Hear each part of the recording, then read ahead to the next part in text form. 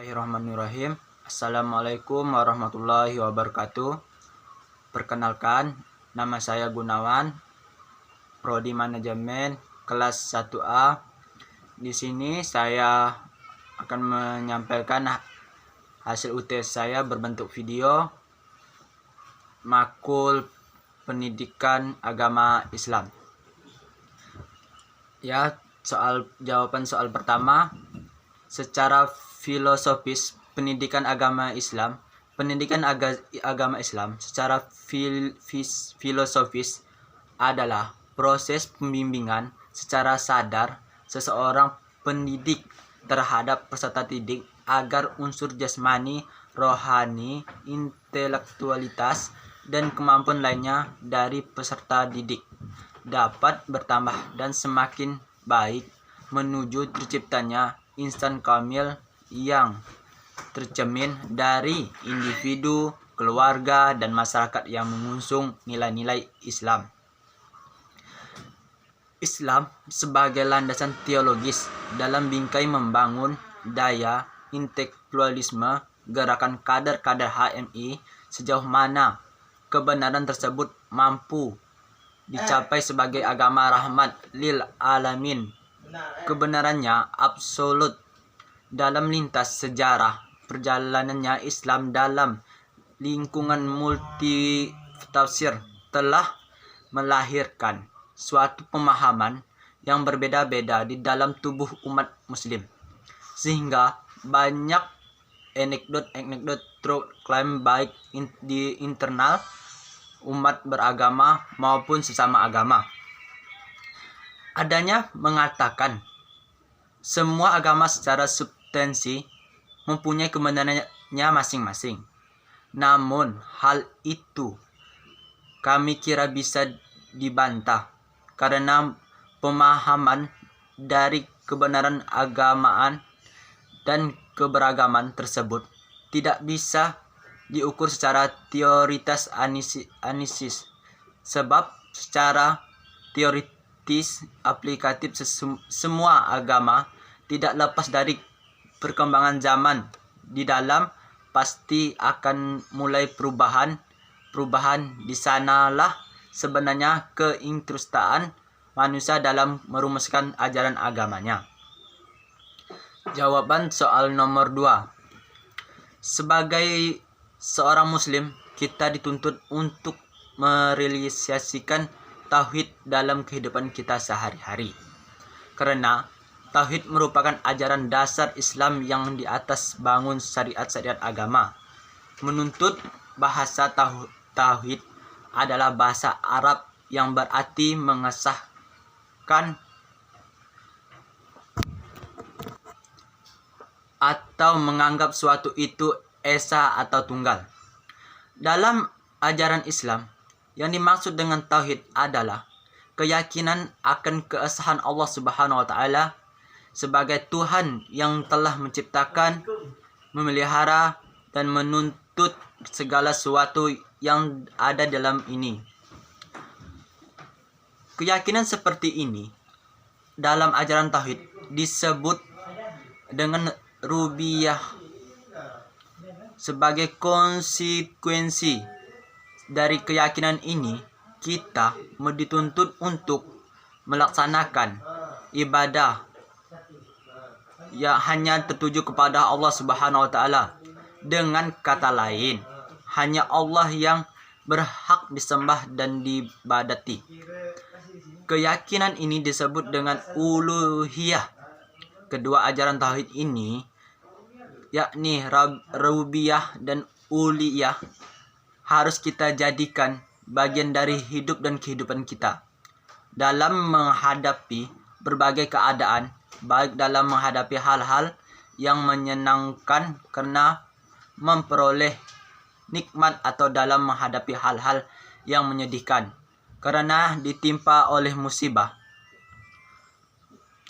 Dalam ajaran tauhid, paling tidak ada 3 hal mendasar dibicarakan. Pertama, ilhad, yaitu hal-hal yang berkaitan dengan Tuhan, baik sifatnya, perbuatannya, dan hubungan antara Tuhan dan hamba-hambanya. Kedua, nubuwat, yaitu hal-hal yang berkaitan dengan para nabi yang diutus oleh Allah Subhanahu wa taala kepada seluruh umat manusia untuk menyampaikan syariat-syariatnya kepada mereka.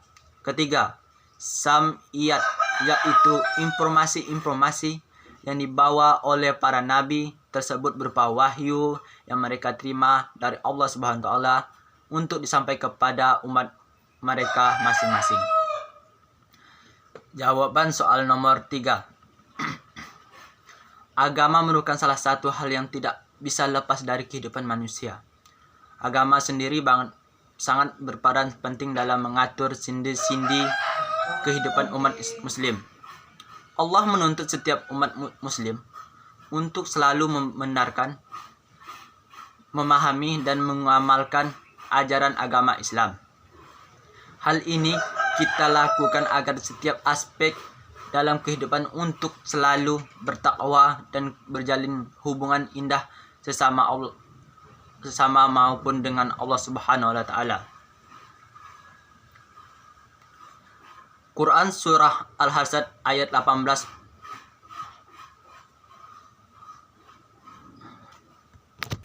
berbunyi, Ya ayyuhallazina amatukullah wa altazur nafsum ma qaddamat likat wa tuqullah innalaha kabirum bimma ta'malun. Yang artinya, wahai orang-orang yang beriman, bertakwalah kepada Allah dan hendaklah setiap orang memperhatikan apa yang telah diperbuatnya untuk hari esok, dan bertakwalah kepada Allah, sesungguhnya Allah Maha teliti terhadap apa yang kamu kerjakan. Quran Surah Al-Hasad ayat 18. Berdasarkan ayat di atas, kita sebagai manusia harus selalu mengevaluasi antara prestasi dan kekurangan setiap individu, baik dalam beribadah, berhasil maupun bermaulid. Kita sebagai umat muslim memang sepatutnya harus bertakwa kepada Allah Subhanahu wa taala, baik dalam keadaan rahasia maupun terang-terang. Tidak hanya memperhatikan perintah Allah, syariatnya maupun batasnya, tapi kita juga harus memperhatikan apa yang dapat memberikan manfaat kebaikan dari diri kita dan apa yang bisa membuat kita celaka. Hidup dunia ini memang tidak luput dari ujian dan tantangan, namun jika kita menjadikan kehidupan akhirat sebagai tujuan kita, maka seharusnya kita harus bersungguh-sungguh memperbanyak amal dapat berbuat kita berbagai di sana. Tidak lupa kita juga harus menyingkirkan penghalang yang dapat menyulitkan kita dalam bertakwa kepada Allah Subhanahu wa taala. Allah Subhanahu wa taala adalah berkuasa atas segala ciptaannya, bukan hanya manusia saja. Bahkan seperti gunung juga tunduk dan patuh kepada Allah Subhanahu wa taala. Hal ini sepertinya dijelaskan dalam Quran Surah Al-Hasr ayat 21 sebagai berikut. Lau anzalna hazul Qur'an ala zabi'il lara aituhu khasim muttasaddiam min khasiyatillah wa tikal amsalu nadribuha lil nas la'allahum yatafakkurun. Yang artinya, sekiranya kami turunkan Al-Quran ini kepada sebuah gunung, pasti kamu akan melihatnya tertunduk terpecah belah disebab takut kepada Allah, dan perumpamaan itu kami buat untuk manusia agar mereka berpikir. Quran Surah Al-Hasr ayat 21.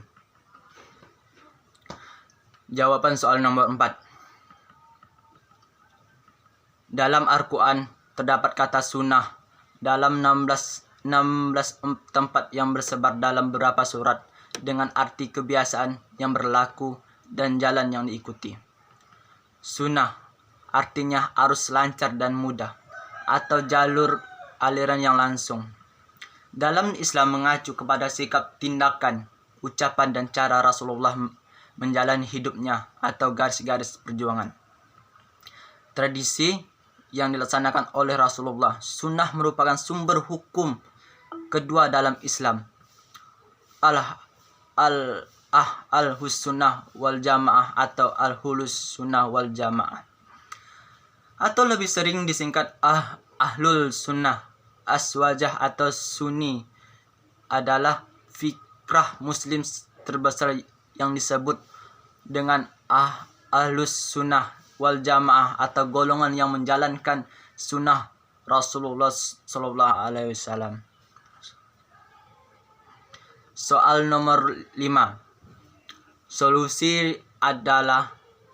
Solusinya adalah dengan memberikan motivasi kepada umat Islam bahwa pengetahuan itu sangat penting untuk dipelajari, karena ada ayat yang menjelaskan tentang hal itu penting untuk mempelajari, karena bahwa para malaikat akan meletakkan sayapnya kepada orang yang berjalan untuk menempuh ilmu pengetahuan.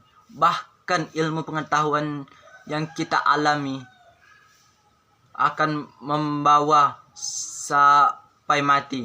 Oleh karena tempuhlah ilmu sebanyak-banyaknya, karena ilmu yang baik akan membawa kita ke jalan yang benar. Seperti beberapa tokoh ilmu sains Islam yang telah sukses menjalani ilmu pengetahuan yang ia miliki tanpa ada rasa putus asa, dan selalu optimis dan setiap percobaan yang ia lakukan.